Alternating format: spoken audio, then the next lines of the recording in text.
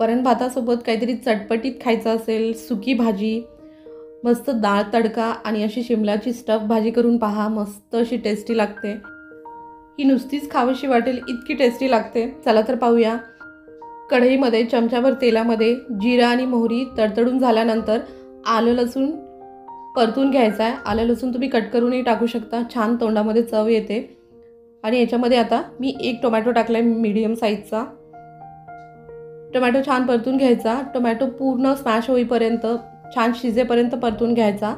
चमचाभर कसुरी मेथी आणि अर्धा चमचा हळद, 1.5 चमचा लाल तिखट टाकले मी त्यात, 1 चमचा गरम मसाला आणि चवीनुसार मीठ। मसाले छान स्मॅश होतील टोमॅटोमध्ये, मसाले छान परतून घ्यायचे। 1.5 चमचा धने पावडर। आता हे मसाले आणि टोमॅटो छान गॅसवरती शिजून घ्यायचे। गॅस मी फास्ट केलाय। हे पहा, टोमॅटो पूर्ण शिजून झालाय। आता याला छान तेल सुटले। जर तुम्हाला खूप आंबट नको असेल तर तुम्ही कांदाही मिक्स करा, म्हणजे टेस्ट थोडीशी बॅलन्स होईल।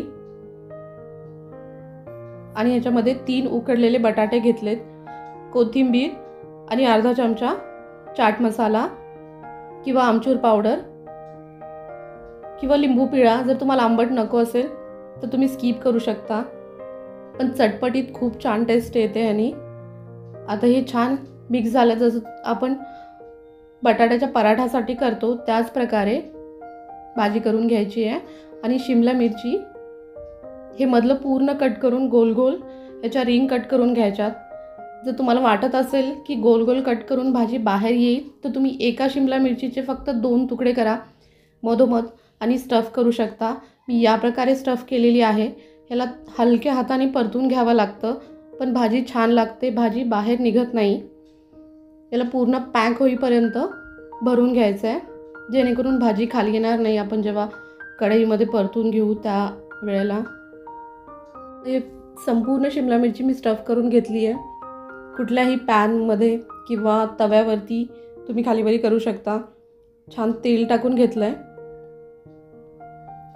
आणि शिमला मिरची शिजून घ्यायची। ही शिमला मिरची पातळ पातळ आपण कट केलेल्या आहेत, त्याच्यामुळे खूप वेळ लागत नाही शिजायला। तसंही शिमला मिरचीला फार वेळ नाही लागत शिजायला।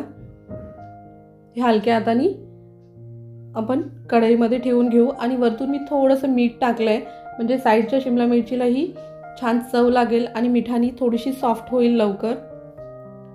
एक 5 मिनिटानंतर पहा, खालतून सॉफ्ट झालेली आहे। आपल्याला दोन्ही साईडला परतून शिजून घ्यायची आहे।